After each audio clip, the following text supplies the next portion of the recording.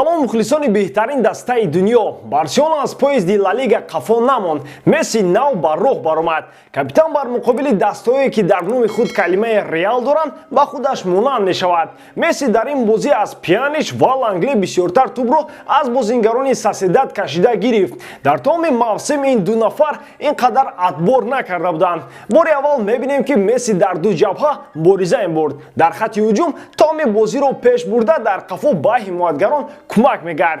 Барселона дар ин бозӣ бо ҳисоби 2-1 ғалаба кард ва танҳо дар якум тайм натиҷаро таъмин намуда дар идома қувваи худро санҷиданд ки оё метавонанд ҳисоби бозиро нигоҳ доранд. 3 дақиқаи охир беҳтарин намуна аст ки набояд чунин бозӣ кард. маҳорати Тер Штеген имкон дод ки Барселона ғалабаро нигоҳ дорад. Бори дигар тренер бо тағйироти худ бозии дастаро сус кард. чӣ ки пай бурдед, мо дар ин видео бозии охири Барселонаро таҳлил мекунем. дар ягон ҷо баъз ушнед, мо бошад сайр мекунем.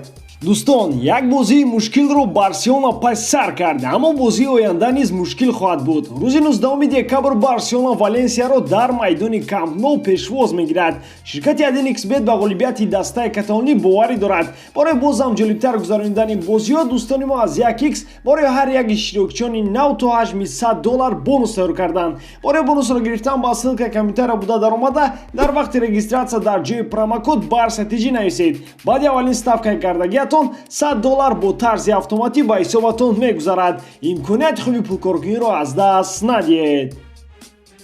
сар мекунем аз ҳайати асосӣ. чун ҳар вақта бо схемаи 4-2-3-1 чунин бозингарон аз дақиқаҳои аввал ба майдон баромаданд. ба фарқ аз бозии гузашта, Роналд Куман дар ҳайати асосӣ ду тағйирот ворид кард.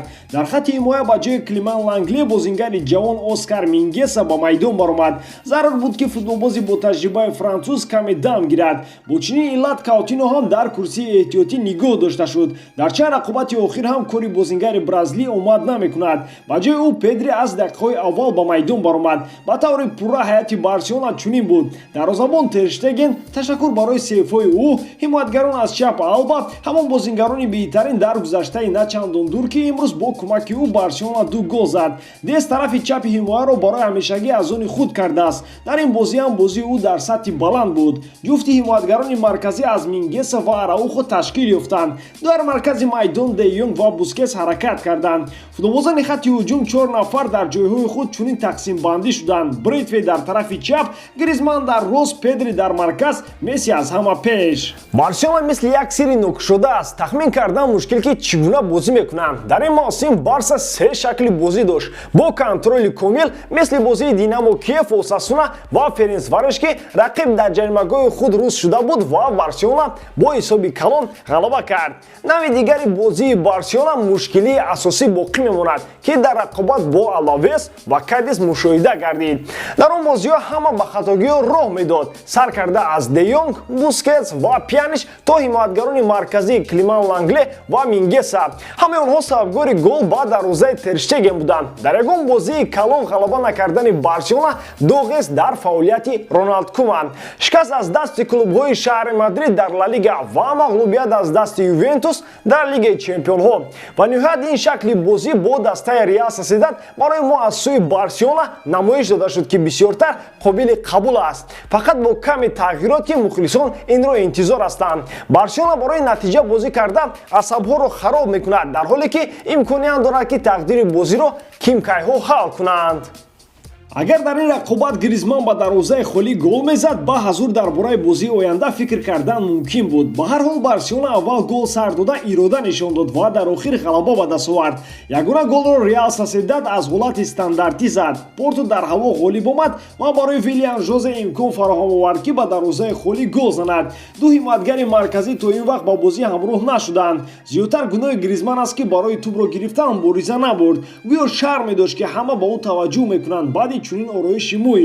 дар интернет шӯхӣ карда гуфтанд ки бисёри мардҳо дар назди ҳамсарони худ шармзада шуданд. онҳо Гризманнро дида пурсон шуданд ки аз кай шавҳаронашон футболи занона тамошо мекунанд. ин гол мисли як шатаи обдор буд ки Барселона бояд ба худ меомад. дастаи шаҳри Сан Себастьян ҳам баъди ин тарс дошт. онҳо бори аввал аз соли 1998 ин су дар Камп Nou якум шуда гол заданд. ҳамон вақт ҳам Барселона бо ҳисоби 4-1 ғалаба карда буд. ин дафъа ба ду гол ҷавоби қаноат карданд, дар ҳоле ки ҳанӯз боз дар қисми якуми бозӣ такрор шудани ин ҳисоб имкон дошт. Ҳамон Гризманн бо ҳамлагари нотакрор Брейтвейт имкони садфоизаро аз даст доданд. Футболбози француз стуни дарвозаро ба нишон гирифт. Мартин аз масофаи наздик дарвозаро ишғол кардан натавонист. пештар ҳам дигар фаҳмӣ Месси ва Алба ифтихори Барселона буд. Дар ин бозӣ ҷуфти нав ҳосил шуд. Месси ва Педри. Онҳо ҷои худро иваз карда ҳимоятгаронро ба ташвиш меоварданд. Лекин бисёртар капитан аз дури бозингари ҷавонро бо паси худ ҷустуҷӯ мекард. Чунин ба назар мерасад ки Месси нафари дигарро таги қаноти худ гирифтааст. Чӣ гуна ки Фатиро ғамхорӣ мекард, ба Педри ҳам дасти кӯмаки худро дароз кардааст. Ӯ инро ба худ қарз медонад. Чӣ хеле ки дар вақташ Роналдино дасти Мессиро гирифта буд, ӯ ҳам бозингарони ҷавонро ҳидоят мекунад.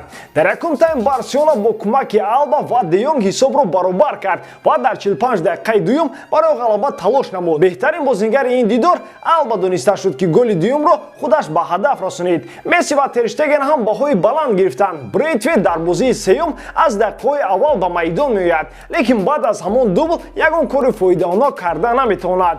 Бо ин аҳвол Куман ӯро ҳам мисли Каутино ба курсии эҳтиётӣ равон кунад агар ҳайрон намешавем. Худи тренер ҳам ба ислоҳ ниёз дорад. Вақте ки ӯ ба тағйирот даст мезанад, ташвиши нигаронӣ зиёд мешавад. Бозингарони иваз кардаи ӯ вазъиятро беҳтар карда наметавонанд. Ҳамин тавр Барселона дастаи пешсафро мағлуб карда ба панҷгонаи беҳтаринҳо шомил шуд. Бо чунин бозӣ имконияти мубориза бурдан барои чемпионӣ пайдо гардид, ба шарте ки дар бозии оянда Барселона ранги иваз накунад. Ба ҳамин тавр дӯстон, оё ба шумо бозии шабинаи Барселона писанд омад ва барои шумо кадом футболбоз дар майдон беҳтарин буд? Вариантҳои худро дар комментария нависед. Дар ҳама ҳолат Барселонаро дӯст доред ва канали Барсатиҷиро дастгирӣ кунед. Дастгирии шумо, пешравии мо. Бо шумо буд Муҳаммад Гаиров. Хай дар паноҳи Аллоҳ.